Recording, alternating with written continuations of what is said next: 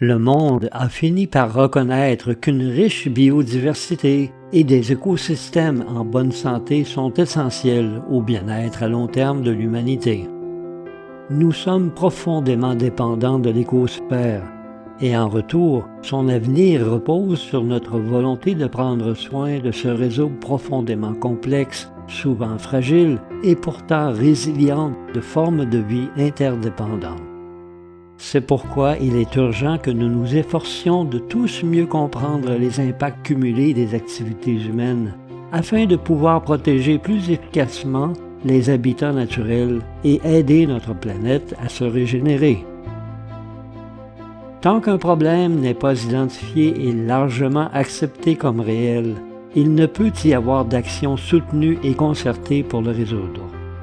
L'un de ces problèmes non reconnus est l'impact massif et diversifié d'un contaminant invisible, inaudible et impalpable sur la faune et la flore, le rayonnement électromagnétique d'origine humaine.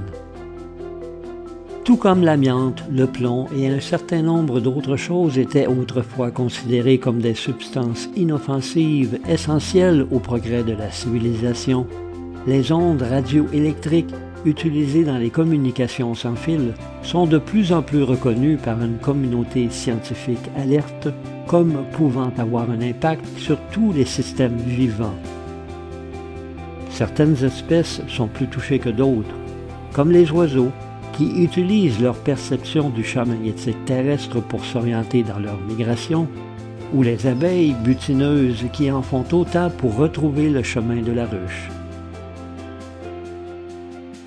Au fur et à mesure que la recherche progresse, nous pouvons affirmer avec une certitude croissante qu'aucune forme de vie, aussi minuscule et simple ou grande et complexe soit-elle, n'est à l'abri des effets nocifs des rayonnements pulsés de la plupart des appareils de communication sans fil.